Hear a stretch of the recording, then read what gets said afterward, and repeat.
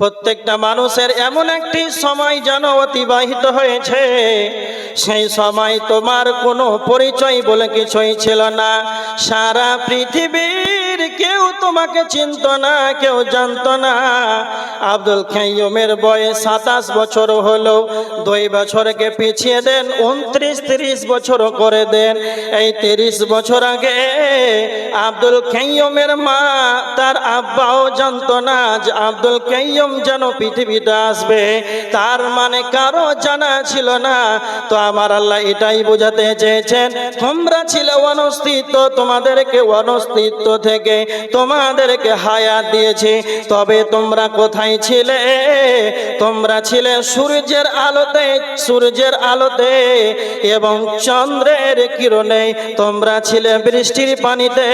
এইগুলি যখন মাঠে বৃষ্টি হয়েছে, সেখান থেকে তোমরা ফসল উৎপন্ন করেছ। ধান, গম, যাবতীয় যতগুলো পৃথিবীর বুকে আমাদের খাওয়ার বস্তু আছে, সমস্ত খাওয়ার যেন সূর্যের আলো ছাড়া, যেন বৃষ্টির পানি ছাড়া, যেন পৃথিবীতে কোনো ফসল উৎপন্ন হবে না। তার মানে দার্শনিক বোঝাতে চাইছেন, তোমরা ছিলে সূর্যের আলোতে, চন্দ্রের কিরণে, বৃষ্টির পানিতে। এইগুলো থেকে যখন ফসল উৎপন্ন হয়েছে, যখন ধান হয়েছে, চাউল হয়েছে, গম হয়েছে, আটা হয়েছে, এইগুলি যখন খাওয়ার, যখন পুরুষ নামে মেশিনে ভরে দেওয়া হয়, যেমন ভাত, যেমন আপেল, বেদানা, কিশমিশ, চেরি, পৃথিবীর বুকে যতগুলো খাওয়ার আছে, পুরুষ নামে মেশিনে যদি ভরে দেওয়া হয়, তাহলে সেটা হলার হয়ে যেন সেখান থেকে শুক্রাণু তৈরি হবে। আর যদি একই খাওয়ার মহিলাদের পেটের ভিতরে যদি ভরে দেওয়া হয়, সেখান থেকে যেন ডিম্বাণু তৈরি হবে। তার মানে শুক্রাণু আর ডিম্বাণু যখন স্বামী স্ত্রী দুইজন মিলে যখন দিনমোহর দেওয়ার পর যখন হালাল পন্থায় স্ত্রী, যখন স্বামী স্ত্রী যখন সহবাস করে, সেই সময় যেন শুক্রাণু আর ডিম্বাণুটা যখন অ্যাপ্রোচিং হয়ে যায়। তার মানে আমরা কোথায় ছিলাম? ফল ফ্রুট, আম, জাম, কাঁঠাল, লিচুর ভিতরে আমরা ছিলাম, সেই ধান, সেই চাল, সেই গম এর ভিতরে। এইগুলো থেকে শুক্রাণু আর ডিম্বাণু যখন একত্রিত হয়েছে, এবার একটা ভালো করে খুব তাফসীর শুনে নেন। একটা পুরুষ যখন মহিলার সঙ্গে, তার স্ত্রীর সঙ্গে সহবাস করে, তখন কতটা যেন শুক্রাণু বের হয়। শুক্রাণু বের হয়, মেডিকেল সায়েন্স তিনারা প্রমাণ করেছেন ল্যাব অনুযায়ী, সেখান থেকে 6 কোটি সেখান থেকে শুক্রাণু বের হয়। তার মানে একটা পুরুষ যদি স্ত্রীর সঙ্গে সহবাস করে, তার মানে নরমালি এটা 6,60,000,000 যেন সেখান থেকে যেন শুক্রাণু বের হয়। সেখান থেকে এত লক্ষ কোটি যখন শুক্রাণু বেরিয়ে আসে, সেখান থেকে একজনের জন্ম হয় অথবা 2 জনের সন্তান জন্ম হয়।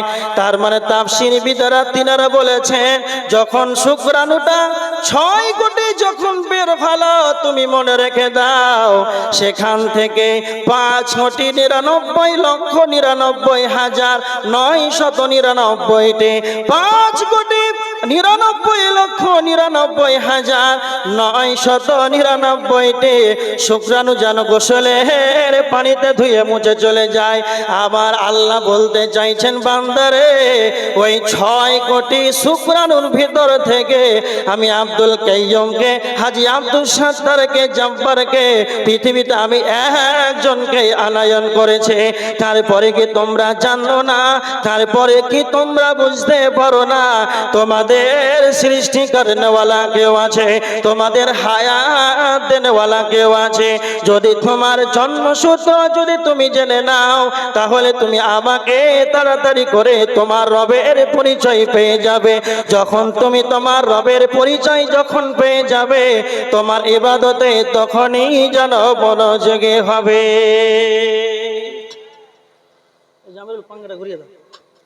তার মানে ইবাদতে মনোযোগী হবে। যদি আপনার হায়াতের জন্মটা সূত্র যদি জানা থাকে, তাহলে কি বুঝতে পারলেন? আর লম্বা করছি না, 2টা পয়েন্ট যে আমরা ছিলাম সেই পানি থেকে এত সুন্দর আবয়ন দিয়েছেন, আমরা ছিলাম নিষ্প্রাণ, আমাদের কোনো হায়াত ছিল না, অনস্তিত্ব থেকে আল্লাহ অস্তিত্ব দিয়েছেন, পৃথিবীতে আমাদেরকে আনায়ন করেছেন, এরপরে যদি ইবাদত না করি তাহলে কি আল্লাহকে জবাব কি দিবেন মনে রাখেন। এবার দেখেন, মৌতটা যদি আপনার ভিতরে থাকে তাহলে যতগুলো পৃথিবীর পাপাচার কাজ আছে সমস্ত পাপাচার কাজকে আপনি লাত মেরে মসজিদের গেটটা খুঁজে পাবেন। মৌত এমন একটা সাবজেক্ট, পৃথিবীতে যত ধর্মের লোক আছে, পৃথিবীতে যত জাতি আছে, সকলেই মরতে হবে এটা বিশ্বাসী। মুসলিম আমরা বিশ্বাসী, হিন্দু বিশ্বাসী, ইহুদি খ্রিস্টান নাসারা বৌদ্ধ, এক কথায় যতগুলো জাতি আছে সবাই বিশ্বাস করে যে মরতে হবে। এমন কোন পৃথিবীতে লোক আছে যে যারা মরতে হবে এটা নিয়ে তারা কুধারণা রাখে? কেউ বলতে পারবে না যে আমাদের ধর্মের ভিতরে নাই যে মারা যাবে, এটা কারো বলার ক্ষমতা নাই। একটা কথা মনে রাখবেন, এটা সবাই বিশ্বাস করে, কিন্তু এক শ্রেণীর লোক আছে তারা অস্বীকার করে। তারা কারা? আল্লাহ বলেছেন সূরা কাফ, আইযা মিতনা ওয়া কুন্না তুরাবান যালিকা রাজউম বাঈদ।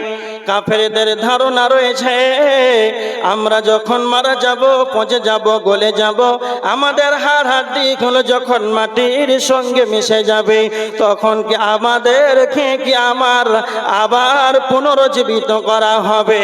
কিন্তু তারা জানে না, কার মানে এটা যদি আপনার ধারণা হয় এটা কোনোদিন মুসলিমদের ধারণা হতে পারে না।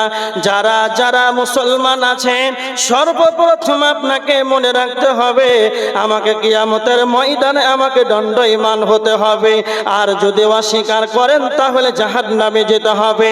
জাহান্নামীরা যখন জাহান্নামের ভিতরে চলে যাবে জান্নাতীরা বলবে, ও জাহান্নামী ভাইয়েরা তোমরা কেন জাহান্নামে গেলে বলো? তারা 4 নাম্বার কারণ বলবে। আল্লাহ বলেছেন সূরা আল মুদ্দাসির, ওয়া কুন্না নুকাযযিবু বিয়াউমিদ্দিন। এক কথায় আমরা আখিরাতটাকে অস্বীকার করতাম। কিয়ামত হবে, আখিরাত হবে, হাসরের ময়দানে উঠতে হবে, এটা যেন আমরা যেন অস্বীকার করতাম। তার মানে যারা অস্বীকার করবে মরার পর আবার আমাদেরকে পুনরুজ্জীবিত করা হবে, এরা কোনোদিন ঈমানদার হতে পারে না। তাই আমার আল্লাহ বলেছেন সূরা আল মুমিনুনের 115 নম্বর আয়াত, আল্লাহ বলেছেন আফহাসিবতুম আন্নামা খালাকনাকুম আবাসা ওয়া আন্নাকুম ইলাইনা লা তুরজাউন। বান্দারে তোমরা কি ভেবেছো যে তোমাদেরকে আমার কাছে ফিরে আসতে হবে না? আল্লাহ সূরা গাসিয়ার শেষ অংশে বলেছেন, ইন্না ইলাইনা ইয়াবাহুম সুম্মা ইন্না আলাইনা হিসাবাহুম। আল্লাহ বলেছেন আমার কাছে আসতেই হবে আর হিসাব দিতেই হবে। যদি কালে এরকম সন্দেহ হয় যে আমাকে আবার উঠতে হবে তাহলে আপনার ভিতরে ঈমান নাই। আল্লাহ নিজেই বলেছেন এটা কাফেরদের কুধারণা, খারাপ ধারণা যে আমরা মরে গেলে আর আবার উঠবো, এটা কাফেরদের ধারণা। এবার দেখেন কয়েকটা কথা আপনাকে বলি, খুব ভালো করে শুনে। একটা প্রশ্ন করছি আপনাদের, এক মুসলিমের প্রতি অপর মুসলিমের কয়টা হক কারো জানা আছে? কয়টা হক? 5টা।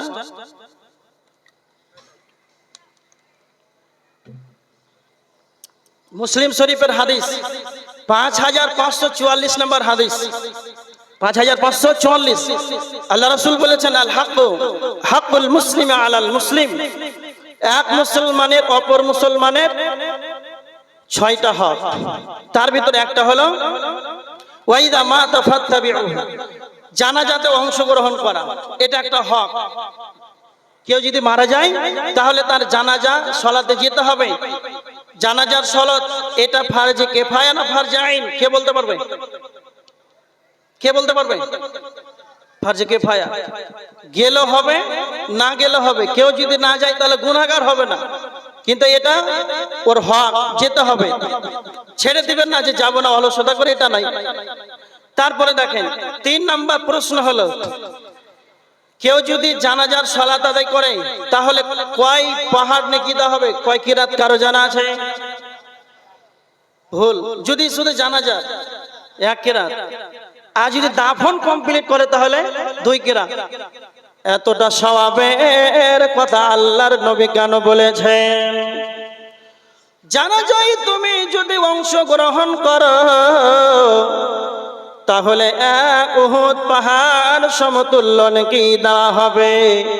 কেউ যদি দাফন কমপ্লিট করে তাহলে যেন তাকে 2 উহুদ পাহাড় সমতুল্য নাকি দেওয়া হবে।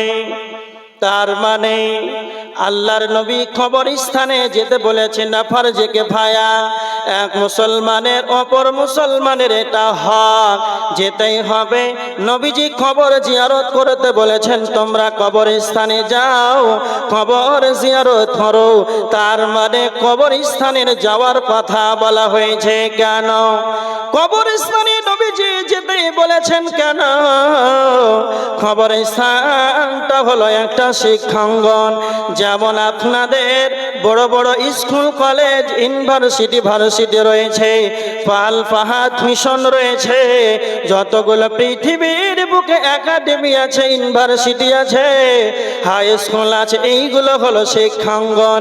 এখানে ছাত্ররা যাবে শিক্ষালয় থেকে, শিক্ষাঙ্গন থেকে ছাত্ররা যেন শিক্ষা অর্জন করবে। আর কবরস্থানটা হলো শিক্ষাঙ্গন। কারা কবরস্থানে কারা গিয়ে সেখানে শিক্ষা নেবে? তো যাদের বিবেক আছে, যাদের চেতনা রয়েছে, যাদের মানুষত্বর জ্ঞান আছে, নিজেকে মানুষ মনে দাবি করে আমি মানুষ, আমার মানুষত্বের জ্ঞান আছে, এই রকম যে নিজেকে মানুষ ভাববে, বিবেকবান হবে, সেই ব্যক্তি কবরস্থানে গিয়ে শিক্ষা নেবে। কি শিক্ষা নেবে? আমরা এর সঙ্গে আজকে যার খাটটা যাকে কাঁধে করে বহন করে নিয়ে নীরবনগরে কবরে চলে এলাম, এর সঙ্গে আমরা জলসা শুনেছিলাম, এর সঙ্গেই আমরা মসজিদে খুতবা শুনেছিলাম, আমার সঙ্গেই যেন চায়ের দোকানে এর সঙ্গে চা খেয়েছিলাম। এই রকম ভাবে আমাদের সঙ্গেই যেন সময়টা কাটাতো। আজ তাড়াতাড়ি নাই বিধায় সেই পরলোকী জীবনে যেন সে গমন হয়ে চলে যাবে। এই রকম ধারণা কার হবে? কে নেবে? না তো যার বিবেকটা আছে। তার মানে সে ভাববে আজকে যে আমি যাকে 3 মুষ্টি মাটি দিয়ে দিলাম, সেই ব্যক্তিকে নিজে বড়ির পাতা, কুলের পাতা পানি গরম করে সুন্দর করে সাদা কাফন পরিয়ে যেন আমি জানাজার খাটটাকে মসজিদ থেকে বের করে নিজে কাঁধে বহন করে যাকে শহীদ করে দিলাম, এই জায়গাতে আমাকেও একদিন চলে আসতে হবে। একজন ব্যক্তি যদি নিজের হাতে গোসল দিয়ে নিজে কাঁধে বহন করে নিজে জানাজার খাটটাকে সামনে করে জানাজার সালাতটাকে আদায় করে নিজের হাতে 3 মুষ্টি মাটি দেওয়ার পর তার যদি বিবেকটা না খুলে আসে, এর এইভাবে আমাকে একদিন কবরে চলে যেতে হবে, এরপরে যদি সে মসজিদমুখী না হয়, তাহলে পৃথিবীর বুকে এমন কোন শিক্ষাঙ্গন নাই, পৃথিবীর বুকে এমন কোন প্রতিষ্ঠান নাই, সেই জায়গাতে তাকে ভর্তি করে দেওয়া হবে।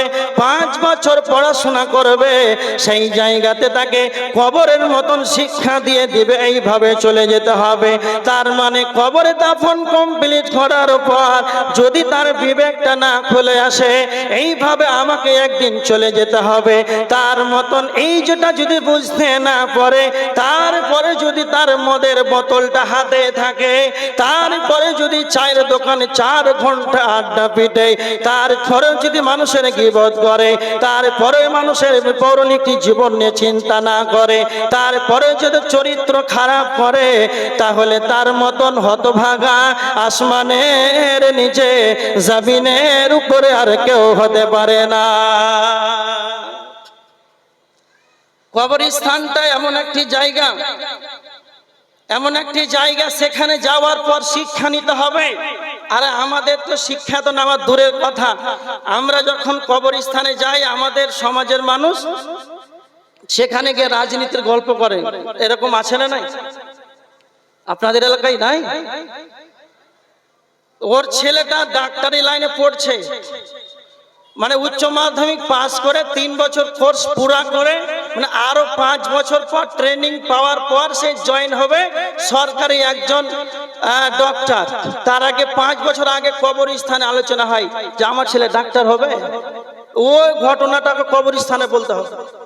এরকম আছে নাই আপনাদের এলাকায়? ওর ছেলে ডাক্তার হবে, ওর স্ত্রী চাকরি পাবে, কি পাবে কবরস্থানে যে বলতে হবে। এবার দেখেন আপনি কবরস্থানে শিক্ষা নেবেন না এইরকম হতমূর্খর মতন এগুলো পারিবারিক সাংসারিক এবং রাজনীতির গল্প কবরে করবেন? খবরদার, হুঁশিয়ার। জীবনে পশ্চিম কালো কবরের স্থানে যাবেন, চুপচাপ একে নিরিবিলি থাকবেন, কার সঙ্গে গল্প করার দরকার নেই। আপনাদের এই কবরস্থানে কয়েকবার গিয়েছে, আমি তো একাই দাঁড়িয়ে থাকি, পারতপক্ষে চেষ্টা করি। তারপরে কিছু অনেক শিক্ষিত মানুষ তো ওই জন্য চলে আসে বারবার গল্প করতে আর সময় কাটাতে। আল্লাহ যেন বুঝার তৌফিক দান করেন। সেইখানে আপনি একজন ব্যক্তিকে কিছুক্ষণ আগে সে জীবিত ছিল, 6 ঘন্টা 8 ঘন্টা আগে জীবিত ছিল, আর তাতে নাই বিধায় আপনি 8 ঘন্টা 5 ঘন্টা পর তাকে শহীদ করে দিলেন। তো সেখান থেকে আপনি কি শিক্ষা নিলেন? খুব সাবধান। এখানে একটা কথা বলে যে আপনাকে, যারা কবরস্থানে গিয়ে রাজনীতির গল্প করে, পারিবারিক সাংসারিক জীবনের যারা গল্প করে, এরা মানুষ নয়, এরা হচ্ছে মানুষ নামের পশু। এরা মানুষ নামের পশু। কেমন? আল্লাহ সুবহানাহু ওয়া তাআলা মানুষকে বলেছেন লাকাদ খালাকনাল ইনসানা ফি আহসানি তাকবীম, আমি আল্লাহ মানুষকে সুন্দর আবয়ন দিয়ে সৃষ্টি করেছি। আবার অন্যত্র সূরা আরাফের মধ্যম অংশে আল্লাহ বলেছেন 179 নম্বর আয়াতের ভিতরে, উলাইকা কাল আনাম, এরা পশুদের চাইতো খারাপ, বালহুম আযাল, তার চাইতো নিকৃষ্ট, জানোয়ার চাইতো খারাপ। তাহলে তারা কারা? আমি যে যারা কবরস্থানে গিয়ে রাজনীতির গল্প করে, আমি যে তাদেরকে পশু বলে দিলাম, জানোয়ার বলে দিলাম, মাথায় নিয়ে নিলেন, খুব রাগ হলো, তাই না? দুটা উদাহরণ দেবো, খুব ভালো করে বুঝেন। আপনি কত বড় মানুষত্বর জ্ঞান আপনার ভিতরে আছে, আপনি কত বড় জানোয়ার আপনি ঠিক বুঝতে পারবেন। একটা উদাহরণ দিচ্ছি, ভালো করে দেখেন। আপনাদের এই জলসা মিয়াপুর জামিয়া মসজিদের জলসায় মসজিদে যে ক্যাশিয়ার আছে, বাজার করতে গিয়েছে সাইদাপুর, খাসির মাংস নিবে আর বক্তাদের জন্য পরজি করবে। তো প্রায় নিবে 2 কিলোর মতো। ভালো করে কথাটা ভালো করে বুঝেন, কোয়াশাই খানা বুঝেন তো আপনারা? সাইদাপুরে বেশি আছে নাকি? তো সাইদাপুর গেল মোটর সাইকেল নিয়ে, তো 2 কিলো মাংস আছে, একটা মাংস করেছে মানে পিস পিস করে বিক্রি চলছে, আরো 2-4টা দাঁড়িয়ে থাকে না থাকে না থাকে। তো মাংস কসাইখানা মালিকের কাছে মোট 500 গ্রাম আছে, আর আপনাদের মসজিদের ক্যাশিয়ার গিয়ে বলছে আমাকে 2 কিলো লাগবে। তো কি করতে হবে এখন? আর একটা কাটতে হবে। তার মানে ক্যাশিয়ার সাহেব বলছেন যে ওইটা খুব সুন্দর আছে, মোটা আছে, একটু ভালো হবে, ওইটা কাটে। তার মানে ওর দাম দর চলছে যে 500 কেন 550 দাম দেবো, একটু ভালোটাই নিব। তো ওর দাম দর চলছে, তখন খাসিটা কি করে? কাঁঠাল পাতা খায়, খায় না খায় না? হ্যাঁ খায়। বলেন তো, তার যে 30 সেকেন্ড পর তার গলায় ছুরি চলবে, তারপরে সে কাঁঠাল পাতা খায় কেন? সে পশু, সে জানোয়ার, সেই জানে না যে আমাকে 30 সেকেন্ড পর আমার উপরে ছুরি চলবে, আমার দামদার হয়ে গেল, এটা সে বুঝতে পারে না। তার মানুষত্বের জ্ঞান তার ভিতরে নাই, এই কারণে সে তখনও কাঁঠাল পাতা খাচ্ছে, চালিয়েই যাচ্ছে। তার মানে এবার আপনাকে আমি এটাই বুঝাতে চাই, আপনি যাকে সামনে রেখে নিজে হাতে গোসল দিয়ে সামনে রেখে জানাজার সালাত আদায় করে নিজের হাত 3 মুষ্টি মাটি দেওয়ার পর তারপরে যদি আপনি রাজনীতির গল্প করেন, সেই জায়গাতে যদি আপনার বিবেক না হয় আমাকে এইভাবে একদিন চলে যেতে হবে, তাহলে আপনাকে বলছি, তার মানে আপনি আপনার মানুষত্বের কি জ্ঞান থাকলো? ওই পশুর ভিতরে আর আপনার ভিতরে পার্থক্যটা কি হলো? আর একটা উদাহরণ শুনেন। 2টা ছেলেকে আনেন, তাদের ফাঁসির কাস্টে ঝুলা হবে। 12 বছরের ছেলে, 2টা ছেলেকে ফাঁসির কাস্টে ঝুলা হবে। এই অবস্থায় একজনকে ফাঁসির কাস্টে ঝুলিয়ে দেওয়া হলো, আর আরেকজন আছে তাকে 15 মিনিট সময় দেওয়া হলো। কয় মিনিট? ভালো করে বুঝার কথাটা, কয় মিনিট? 15 মিনিট। তো এই 15 মিনিট যে তাকে সময় দেওয়া হলো, তো এই সময়টা যদি তাকে সৌদি আরব থেকে আজওয়া খেজুর, আমেরিকা থেকে পাউরুটি, কাশ্মীর থেকে আপেল তাজা তাজা তাকে যদি বলা হয়, আর 5G মোবাইল তাকে বলা হয় তুমি আপেল খাও, ফ্রি ফায়ার খেলো, পাবজি খেলো, খেলবে? আপেল খাবে? মাত্র 15 মিনিট খাবে? খাবে না। কেন? মাত্র 15 মিনিট, মরে যাব, কাজটা ঝুলতে হবে, একটা টেনশন থাকবে না? থাকবে না? থাকবে। যার 15 মিনিট সময় থাকার পর তাকে দুনিয়ার কোনো খাবার ভালো লাগে না, 5G মোবাইল ভালো লাগে না, আপনি আমি নিজের অন্তর থেকে বলেন যে আমার আপনার মানুষের 5টা সেকেন্ডের গ্যারান্টি আছে? কোনো গ্যারান্টি আছে? আপনি যাকে 3 মুষ্টি কবরে মাটি দিয়ে দিলেন, ওর পরে পার্শ্ববর্তী প্রতিবেশী কবরস্থান, আপনি যার পড়োশী হয়ে যাবেন তার পাশেই যে আপনার কবর হয়ে যাবে। আপনি যে রাজনীতির গল্প করছেন, বাড়ি যে আপনার মৃত্যু হবে ওর পাশেই যে আপনার কবর হয়ে যেতে পারে, এর কোনো গ্যারান্টি আছে? তাহলে সে প্রশ্ন নাই তো কি? কথাটা হুট করে মাথায় নেবেন না, বুঝার চেষ্টা করেন, আল্লাহ যেন আপনাকে বুঝার তৌফিক দান করে। তারপরে একটা কথা বলি, আগামীকাল, কথাটা খুব ভালো করে শোনেন আর কথাটা মুখস্থ করে নেন। আগামীকাল লাশ হয়ে কবরস্থানে যাওয়ার আগেই, আগামীকাল লাশ হয়ে কবরস্থানে যাওয়ার আগেই আপনি আপনার পায়ে হেঁটে কবরস্থানে যান, এতেই আপনার সফলতা রয়েছে। আগামীকাল লাশ হয়ে অন্যর কাঁধে চেপে কবরস্থানে যাওয়ার আগেই আপনি আপনার পায়ে হেঁটে মসজিদে যান, এতে আপনার সফলতা রয়েছে। কথাটা মুখস্থ করে নেন। সারাক্ষণ যদি বক্তব্য দিলাম ভুলে যান, এই পয়েন্টটা বাড়ি নিয়ে যান আর বলেন যে আমার যতক্ষণ শ্বাস আছে আল্লাহ, যতক্ষণ আমি চলতে পারছি মসজিদমুখী হলাম, আর কোনোদিন সালাত ছাড়বো না, এতে আপনার জালসা করে সফল হয়ে যায়। তার মানে অন্যর কাঁধে চাপার আগে আপনাকে চেষ্টা করতে নিজে মসজিদে যান, এতে আপনার সফলতা রয়েছে। এবার দেখেন, তার মানে আমাদেরকে মরতেই হবে, কবরস্থানে যেতে হবে, কোনো উপায় নাই। এবার দেখেন আল্লাহ বলেছেন বিসমিল্লাহির রহমানির রহিম, কুল্লু নাফসিন যায়িকাতুল মাউত, প্রত্যেকটা প্রাণীকে মৃত্যুর স্বাদ গ্রহণ করতে হবে, এটা কোনো উপায় নাই। আল্লাহ সুবহানাহু ওয়া তাআলা এই আয়াত থেকে কোরআনের ভিতরে চ্যালেঞ্জ করেছেন, একবার নয়, দুইবার নয়, তিনবার চ্যালেঞ্জ করে বলেছেন। সূরা আল আম্বিয়া, সূরা আল ইমরানের 185 নম্বর আয়াত, সূরা আল আনকাবুতের 35 নম্বর আয়াত, সূরা আল আনকাবুতের 57 নম্বর আয়াত। আল্লাহ সুবহানাহু ওয়া তাআলা তিনবার চ্যালেঞ্জ করে বলেছেন, যার ভিতরে জীব থাকবে, যার ভিতরে আত্মা থাকবে, তাকে মৃত্যুর স্বাদ গ্রহণ করতেই হবে। যার ভিতরে জীব থাকবে,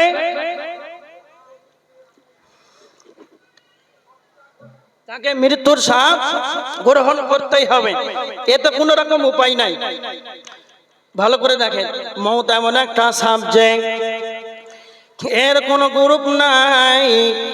কেমন গ্রুপ নাই? ইসরাফিল যেই দিন সিংহায় ফুৎকার দিয়ে দেবে, সেই দিন সকলেই যেন কবর থেকে উঠে যাবে, কিয়ামতের ময়দানে যেন দণ্ডায়মান হবে, উপস্থিত হবে। সেই দিন কেউ অনুপস্থিত থাকবে না। তার মানে কবর একদিন শেষ হয়ে যাবে, কিয়ামত একদিন শুরু হবে, কিয়ামত যেন একদিন ধ্বংস হয়ে যাবে, শেষ হয়ে যাবে। আমাদের শেষ দুইটি ঠিকানা, একটা হলো জান্নাত আর একটি হলো জাহান্নাম। যারা জান্নাতি হবে তারা জান্নাতে চলে যাবে, যারা জাহান্নামী হবে তারা জাহান্নামে চলে যাবে। তার মানে জান্নাতীদের গ্রুপ আছে, জাহান্নামীদের গ্রুপ আছে। জাহান্নামীরা জাহান্নামে যাবে, জান্নাতীরা জান্নাতে যাবে। কিন্তু মওত এমন একটা সাবজেক্ট, এর কোনো রকমের যেন গ্রুপ নাই। আপনি রাজা হন, মরতে হবে, ভিখারি হন, মরতে হবে, পাইলটের ড্রাইভার হন, প্লেন চালক হন, রিক্সা চালক হন, টোটো চালক হন, আপনাকে মরতে হবে। বাঁচার কোনো উপায় রবে না, বাঁচার কোনো উপায় রবে না। এমনকি নমরুদকে মরতে হয়েছে, ফিরাউনকে মরতে হয়েছে। একটা কথা খুব ভালো করে শোনেন, সারা পৃথিবীকে চারজন বাদশা শাসন করেছিল। ইতিহাস প্রমাণ করেন এখন ধরেন পৃথিবীর বুকে 200টা রাষ্ট্র রয়েছে। এই 200 রাষ্ট্রের যেন 200টা প্রধানমন্ত্রী রয়েছে। এক একটা দেশের এক একজন যেন প্রধানমন্ত্রী রয়েছে। ইতিহাস প্রমাণ করেছে এমন একটা সময় যেন জামানা অতিবাহিত হয়েছে, সেই সময় যেন সারা পৃথিবীর বাদশাহ, সারা পৃথিবীর মালিকানা যেন একজনই করেছিল। এইরকম ভাবে সারা পৃথিবীকে চারজন বাদশাহ শাসন করেছিল। দুইজন হলো মুসলমান, দুইজন হলেন কাফের। দুইজন মুসলমানের নাম হলো সুলাইমান ইবনে দাউদ আলাইহিস সালাতু ওয়াস সালাম। দুই নাম্বার হলো জুলকারনাইন।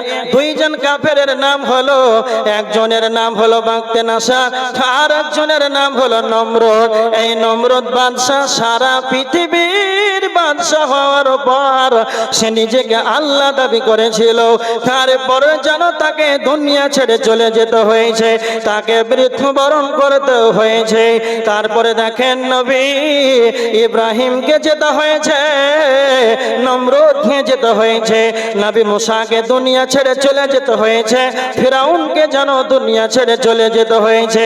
ফিরাউন তিনি বলেছিলেন আনা রব্বুকুমুল আলা, আমি তোমাদের বড় রব, আমি তোমাদের বড় রব।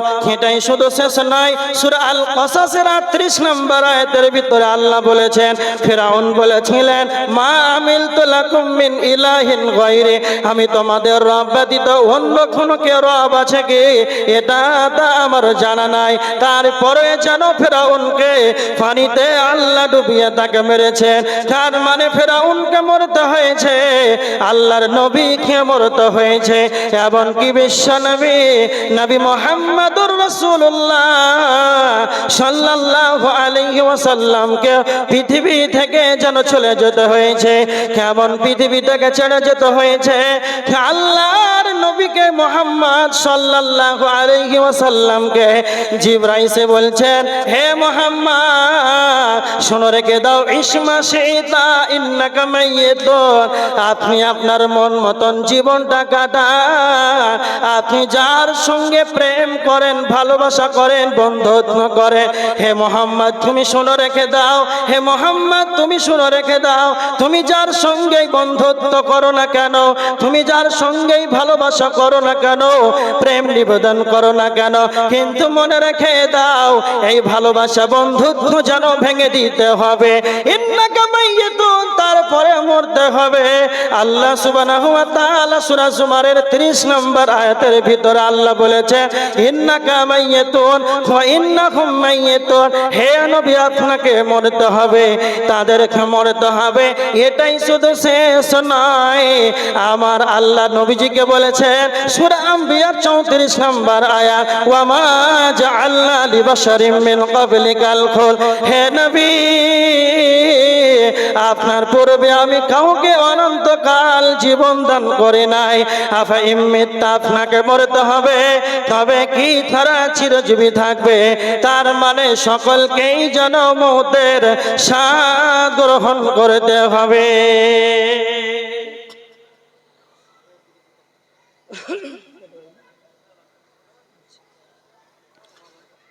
খুব ভালো করে শুনে, প্রত্যেকটা মানুষকে মৃতের স্বাদ গ্রহণ করতে হবে। আপনাদেরকে একটা প্রশ্ন করি, মানুষ মরে? খুব ভালো করে বুঝেন কথাটা, মানুষ মরে? হ্যাঁ, উত্তর দেন না। মরে না? মরে না? কথাই আছে, মরে না? মরে। ভালো করে শুনে, মানুষ মৃতের স্বাদ গ্রহণ করে। কেমন? কুল্লু মানে প্রত্যেক, নাফসুদ মানে প্রাণী, প্রত্যেকটা প্রাণী, যায়কা মানে চিখা, আর মউত মানে মউত। প্রত্যেকটা প্রাণীকে মৃতের স্বাদ গ্রহণ করতে হবে। তাহলে মানুষ মৃতের স্বাদ গ্রহণ করে। একটা উদাহরণ দিলে বুঝতে পারবেন। ধরেন আপনি মধু নিলেন হাতে, তো মধুটাকে খেলেন, তা আপনি মধু হয়ে গেলেন না মধুর স্বাদ গ্রহণ করলেন? কথার উত্তর দিবেন কিন্তু। স্বাদ গ্রহণ করলেন, পায়েস নিলেন, মাংস খেলেন, তা আপনি মাংস হয়ে গেলেন না তার স্বাদ অনুভব করলেন? স্বাদ। তার মানে মানুষ মৃতের স্বাদ গ্রহণ করে। কেমন? মৃতের স্বাদ গ্রহণ করে। আর একটা উদাহরণ দিচ্ছি, ভালো করে শুনেন। ধরেন আপনাকে কেউ বিয়েতে,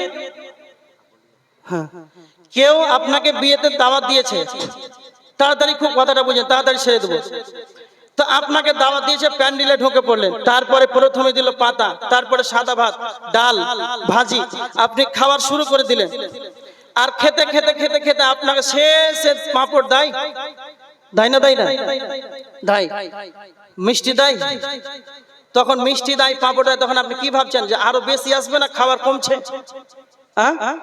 কমছে। তার মানে যখন টক দিয়ে দিল তখন সে বুঝে নিল যে মালিক আর দিবে না, সে তাড়াতাড়ি বেরিয়ে পড়ো প্যান্ডেল থেকে। কেন কথাটি বললাম? যখন পৃথিবীতে মানুষ জন্মগ্রহণ করে, আসার পর তখন তার মধু কিংবা পানি কিংবা তার মায়ের স্থানের দুধ থেকে শুরু করে তার খাওয়ার, খেতে খেতে দাঁত বের হলো, সাদা ভাত খাওয়া শুরু করলো, তারপরে ঝাল কম মাংস শুরু করলো, তারপরে দাঁত মোটা হলো, হলারটা মোটা হলো, হাড় মাংস, এরকম ঠ্যাং চলছে, কোনো অসুবিধা নাই। এরকম তার রুটিন এর খাবার খেতে খেতে খেতে একবারে যেমন টক আপনাকে দিয়ে দিল আর প্যান্ডেল থেকে বেরিয়ে পড়লেন। তো যখন আল্লাহ মউতটা আপনাকে চিখে দিবে তখন আপনার পৃথিবীর প্যান্ডেল থেকে বেরিয়ে কবরের প্যান্ডেলে চলে যাবে, শেষ। আর উপায় নাই। তার মানে আপনি মৃতের স্বাদ গ্রহণ করলেন। আর একটা ছোট্ট করে উদাহরণ দিচ্ছি। আপনাদের রঘুনাথগঞ্জ থানা, লালগোলা থানা, তো আপনারা এখানে লালগোলা থানা পড়ছেন না? তো আপনাদের এখানে একটা ঝামেলা হলো, ভাই ভাই মারপিট হয়ে এমন হলো যে 4টা মার্ডার। লালগোলা থানা গেলেন, বড় বাবুর কাছে ডায়েরি করলেন, 4টা মার্ডার, ওদের জন্য কেস করেই দিলেন। গেলেন 28 তারিখে, তখন আপনাকে বড় বাবু বলছে যে আপনি 1 তারিখে দেখা করেন সামনে মাসে।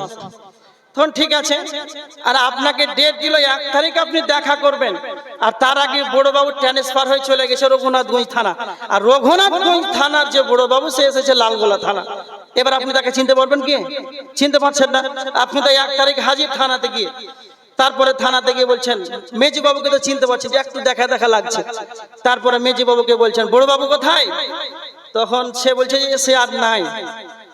তো এবার বলেন সে আর নাই, তো সে মারা গেছে না ট্রান্সফার হয়ে লালগোলা থেকে রঘুনাথ গেছে? সে ট্রান্সফার হয়ে লালগোলা থানা থেকে সে রঘুনাথগঞ্জ থানা চলে গিয়েছে, সে তো মরে নাই। অনুরোধ, পৃথিবী থেকে ট্রান্সফার হয়ে মানুষ কবরে চলে যায়, মানুষ মৃত্যুর স্বাদ গ্রহণ করে। আর একটা কথা ভালো করে শুনে, এখন আপনাকে একটা প্রশ্ন করি, আব্দুল কাইয়ুম আমার নাম, তা আপনাদেরকে যদি বলে আব্দুল কাইয়ুমকে আপনারা দেখতে পেয়েছেন?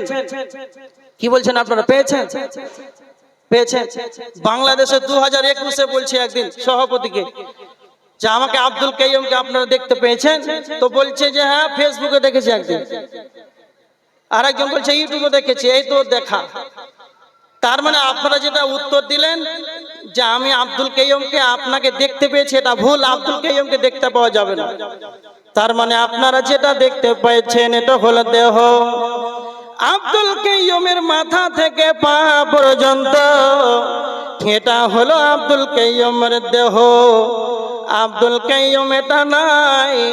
আব্দুল কাইয়ুম যেটা কথা বলছে, আব্দুল কাইয়ুমের আত্মা, সেটা হলো আব্দুল কাইয়ুম। কথা মনে রাখবেন, আব্দুল কাইয়ুম আলাদা, আব্দুল কাইয়ুমের দেহ আলাদা। একটা উদাহরণ দিলে বুঝতে পারবেন। আপনাদের এই মিয়াপুর মসজিদে জালসা শেষ করে আমার বাড়ি মালদা, আমি বাড়ি যাব, 4 চাকাটা বের করলাম, বাড়ি যাব। আর এখান থেকে হাইওয়ে যখন রোডে ছেড়ে দিলাম, গাড়িটা চলতে চলতে চলতে যখন ওমরপুর যখন চৌরঙ্গিতে চলে গেল, সেইখানে চৌরঙ্গিতে আমার গাড়িটা অ্যাক্সিডেন্ট হয়ে গেল। আর অ্যাক্সিডেন্ট হওয়ার পর যেন আমি সেইখানে মারা গেলাম। আমার লাশটা সেই চৌরঙ্গিতে হাইওয়ে 34 নম্বর জাতীয় সড়কে পড়ে আছে। আপনারা খবর পেলেন সকালে আব্দুল কাইয়ুমের লাশ সেই জায়গাতে চৌরঙ্গিতে সেই উমর পড়ে আছে। তার মানে আপনাদের মুখ থেকে বের হবে আব্দুল কাইয়ুম জলসা করে যখন মালদার দিকে পাড়ি দিয়েছে, তখন আব্দুল কাইয়ুম অ্যাক্সিডেন্ট হয়ে তার লাশটা পড়ে আছে। কথাটা ভালো করে বুঝেন, সরাসরি বলবেন আব্দুল কাইয়ুমের লাশটা পড়ে আছে, কেউ বলবে না আব্দুল কাইয়ুম পড়ে আছে, সবাই বলবে আব্দুল কাইয়ুমের লাশটা পড়ে আছে, কেউ বলবে না আব্দুল কাইয়ুম পড়ে আছে।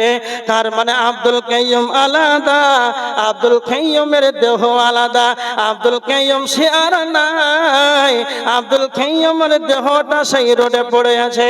ভালো করে কথাটা শুনে নে, দেহ তৈরি হয়েছে মাটি থেকে, দেহ ধ্বংস হবে মাটিতে, দেহ তৈরি হয়েছে মাটি থেকে, আর দেহর খাওয়ার আছে মাটিতে, দেহ ধ্বংস হবে মাটিতে, দেহর খাওয়ার আছে মাটিতে, দেহ তৈরি হয়েছে মাটি থেকে, দেহর খাওয়ার আছে মাটিতে, দেহ ধ্বংস হবে মাটিতে। আত্মা এসেছে আল্লাহর কাছ থেকে, আত্মার খাওয়ার আছে আল্লাহর জিকিরে, আত্মা এসেছে আল্লাহর কাছ থেকে, আত্মার খাওয়ার আছে আল্লাহর জিকিরে, আত্মা চলে যাবে আল্লাহর কাছে। তার মানে দেহ আলাদা আত্মা আলাদা, দেহ আলাদা আত্মা আলাদা। এই জন্য আমার আল্লাহ বলেছে মিনহা খলাকনাকুম ওয়া ফিহা নুঈদুকুম ওয়া মিনহা নুখরিজুকুম তারাতান উখরা। সূরা তাহা এর 55 নম্বর আয়াত। আল্লাহ বলেছেন আমি তোমাদেরকে মাটি থেকে সৃজন করেছি, আবার তোমাদেরকে মাটিতে ফিরিয়ে দেব। কে বলে মানুষ মরে, কে বলে মানুষ মরে, আমি বুঝলাম না ব্যাপার। কে বলে মানুষ মরে, আমি বুঝলাম না ব্যাপার। মরলে মানুষ বিচার হবে কার। যাই হোক, এই জালসাটা আয়োজন করা হয়েছে মসজিদের উন্নতি কল্পে না অবনতি কল্পে? উন্নতি আপনারা করেন, বসে থাকলে হবে? সময় বেশি নাই, তাড়াতাড়ি দেন। আল্লাহর গোলাম 1 লাখ টাকা 5 জন কে আছেন, তাড়াতাড়ি দেন। নাম বলবো নাকি? দেখতে পাওয়া যাচ্ছে তো, তাড়াতাড়ি একটু তাড়াতাড়ি দিয়ে দেন। আল্লাহর গোলাম 50,000 টাকা 5টা। এই দেখেন আর হচ্ছে, উঠেন একটু উঠেন, পিছনে দেখছে। মান বানা লিল্লাহি মসজিদান বানাল্লাহু লাহু বাইতান ফিল জান্নাহ। পৃথিবীর বুকে যে মসজিদ নির্মাণ করবে, আল্লাহ তার জন্য জান্নাতে ঘর নির্মাণ করবে। পৃথিবীতে কেউ যদি মসজিদ নির্মাণের জন্য 50,000 দেয়, 1 লাখ টাকা দেয়, তাহলে আল্লাহ তার জন্য ঘর